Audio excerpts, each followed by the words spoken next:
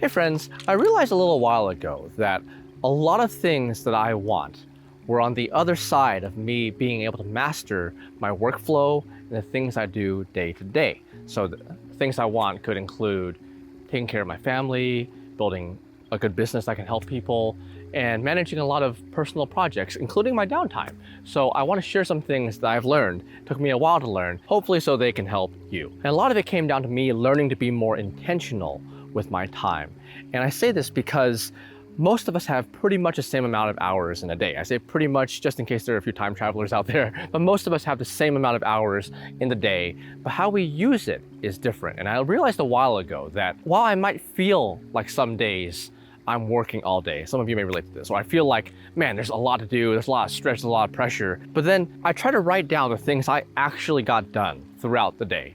A work day, a weekday, a Wednesday, where I feel like, oh, I worked quite a lot. I thought a lot. I wrote down the things I did. I'm like, man, while I did some things, it wasn't just a complete whiff and a miss. The things on my list, the 5 to 7 things, really I could do in a couple of hours, but really I spent all day doing this. That's what I mean about being more intentional with my time, is that there are a lot of hours that are kind of in between. They're not necessarily work, they're not necessarily planning, but they're not necessarily rest either. This is why I titled this video, How to Balance Hard Work with Rest and Mental Health, because I feel like culturally right now we've positioned hard work almost diametrically opposed to mental health, rest, and a lot of other good things like spending time with your family. So I want to take a time to define what I mean by hard work, because hard work now, understandably, but unfortunately, has a reputation for being associated with things like, grind set, right? Working so hard that you neglect your family,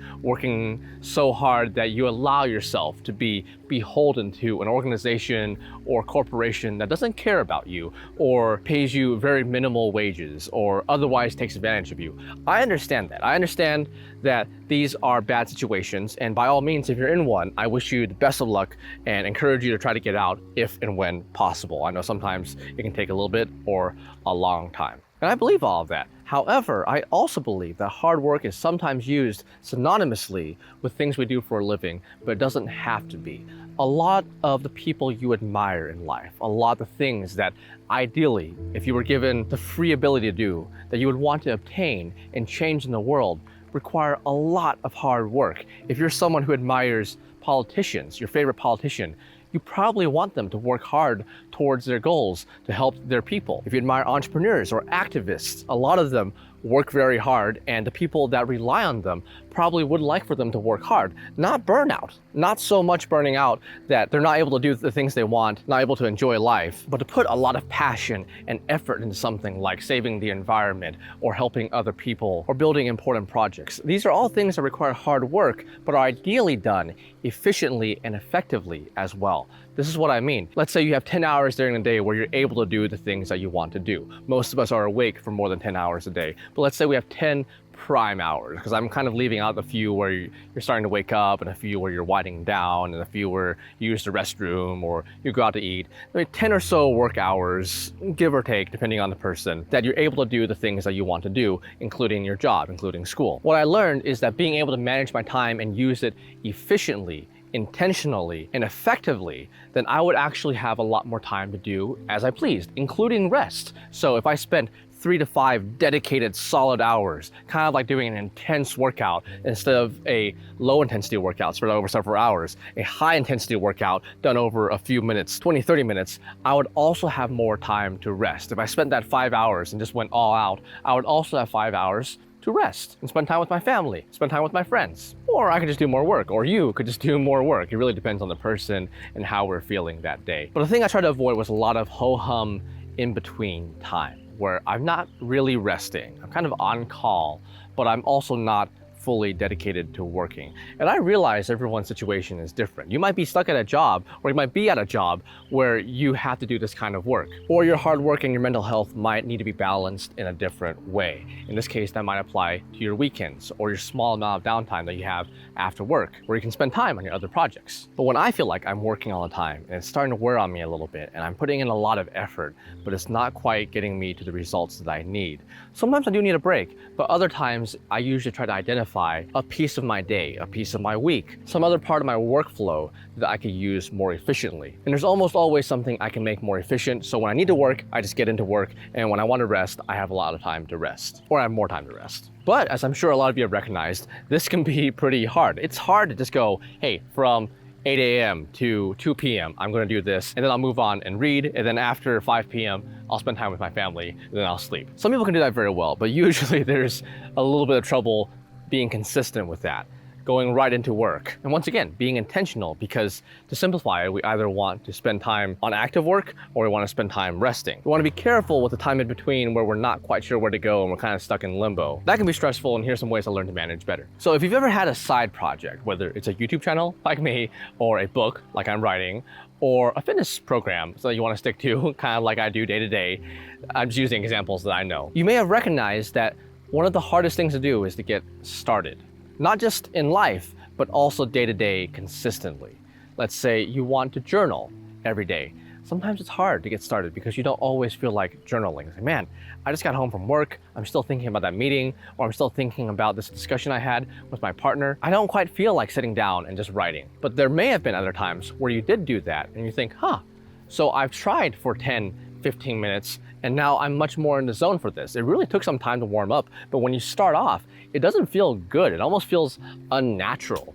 And I thought about this for a little bit because I think we are built in some ways to do things, create or assemble wonderful things and connect with other people. So why does something that's good and can help other people, why does it feel so hard sometimes? And I think a lot of it is because we wake up nowadays in the modern age and we are often reacting to things. I say modern age, but there might have been some equivalent of this 100, 200, 300 years ago. But in the modern age, it definitely seems to be related to smartphones, smart devices, and the internet, which has brought wonderful things. This is how we're connecting. But when I am on my phone and I'm used to the idea, even when I'm working, of responding to messages, typing emails, doing this, that state of mind, even when I'm watching TV, that state of mind seems to be contrary to what I need to do when I want to sit down and be focused on something.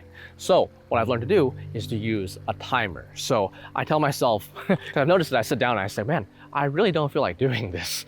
But really, I've only spent like 30 uncomfortable seconds staring at my computer screen, not having typed anything yet. So I set a timer for 15, 20 minutes. And if possible, and I'm able to safely do so, I get some noise canceling earmuffs. So I go, vroom, and a lot of notifications and things are silenced, which I don't really feel like doing. And I try to force myself to think, even if it doesn't feel very fun, I try to plan out what I want to do that day. Once again, this could apply to work, to writing, to your studies if you're in school. But learning to manage the beginning has been really important for me, and timers can help with that. And another thing that kind of goes hand in hand with that is I learned to break my projects up, big projects, imposing, intimidating projects sometimes, into smaller, actionable steps. Let's say you want to build a house, or let's say you want to clean a house and your house is just covered with stuff. There's a lot of clutter. It really just seems like it's going to be 100, 200, 300 hours to clean the whole house.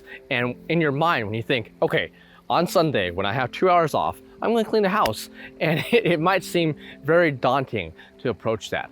But what I learned is that whenever I started to think about something, I would start to plan out the steps. And the steps don't seem nearly as intimidating. So if you're going to climb to a tall building, it's impossible to just jump up to the building for most of us. Some of you may have hidden abilities, but most of us can take the stairs up and take a step at a time. We can take a ladder up, depending on how tall this is, and we can do a step at a time. So if you're cleaning a house, you may want to start with a single desk. That's a lot more approachable and less daunting in your mind. If you're writing a book, you might think, I'm going to write the first paragraph, or at first I want to define the concept. I start a paragraph. An actual paragraph can be good because then it goes from the realm of conceptualization to reality.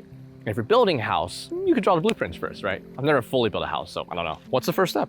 But like I mentioned in the previous step, it might seem extra hard at first to take even that first step. You might feel that little bit of, I want to call it friction, the resistance to doing this. It's kind of like you're trying to move a heavy metal jagged box across asphalt and it's scraping and it's hard for it to go. It's certainly not smooth. But after you get started and you stay there for a few minutes, you can be more acclimated. It's not nearly as hard. Now it's easier to keep going. You've built momentum on this task. It's kind of like a plane taking off. It's harder at first, there's a lot of sound, but then you're cruising. As you do one step, the next step can become easier. It can be less intimidating because you think, I've already done this, why don't I do the next one? So if there's any given day where you really don't feel like you have it in you, give yourself 15, 20, 25, 30 minutes. Actually block out the time and focus only on that for 30 minutes. If possible, silence your notifications, reduce distractions. Only focus on that for 30 minutes. And then if you don't have it, maybe you can try another day.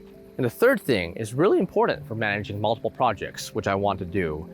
And it's still something that I'm working on, because that is learning to pivot. Because as I've mentioned, going from one thing to another, or just going from doing nothing to doing something can feel tough.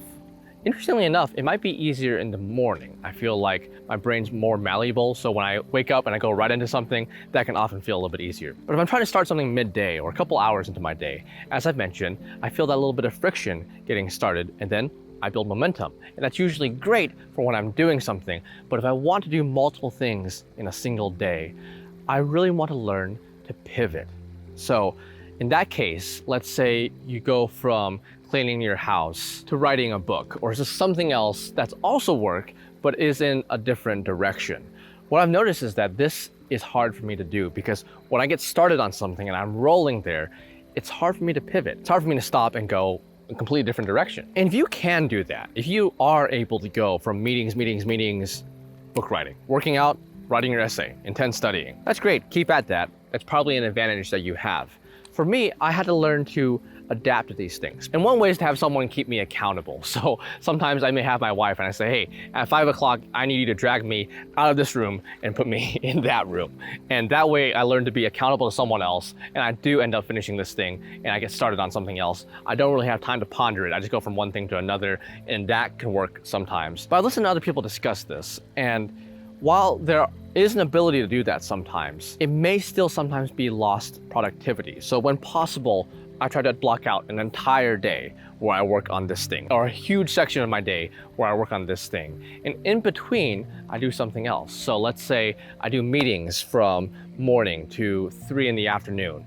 Then I may go for a walk for 30 minutes, and then I come back, and that kind of resets it to where I can now start on something else rather than going from one thing directly into another. Sometimes I may have entire days where I just work on one thing, with breaks, of course, but if possible, depending on your schedule, I might have Monday through Friday. I just only work on my projects. In my case, it'd be videos, writing, business management, and on Saturdays, let's say, I can do meetings. Just an example. So the first workaround is to have a buffer thing in between. So walking, something I probably want to do anyway. So I might just be working and then I want to exercise anyway, and then I do my other work. Or I can just have entire days blocked out, entire groups of days, if you're able to do that, and you have that freedom, where you only focus on the thing that you want, hopefully the most important thing. And then you have another day during the week where you do the errands that have been building up throughout the week. You return the calls, non-emergency calls, and you do the meetings. So those are the 3 things that have really helped me. If you talk to me this year, friends who have talked to me and asked me how I'm doing, and they ask me what I'm working on, this is really what I'm working on to be a better Hampton. It doesn't sound groundbreaking, but I just want to be more intentional with my time, because I learned this is how I can spend the time that I want with my family and do all these other projects. I'm writing a book right now. I still want to do the videos. I'm running more channels now. And as a partial result of doing this, I've been able to put out more videos while still writing this book, while doing a webtoon, and also spending more quality time with my wife and my family. All of which are very important. Family is the most important, yes, but my projects are also important to me. I know there's a saying that we're more than the work we do, but I'm okay with being remembered, at least partially, for the ways I've served others, the things I've given others, and the things I've tried to build for others. It's something that I found very enjoyable. It's stuff that I do with my family, and it's something that I find very fulfilling. I want to try to bring other people up. So hopefully with these tools, you may be able to do the same or enhance your life in some way. I find some way to ease into the start, usually with a timer and removing distractions. And then I break up my goals into smaller actionable steps. And then I learn to pivot or better organize the time so I don't have to pivot quite as hard. That's what I have for now. I will let you know as I learn more. Thank you so much for watching. I hope you have a wonderful, beautiful day.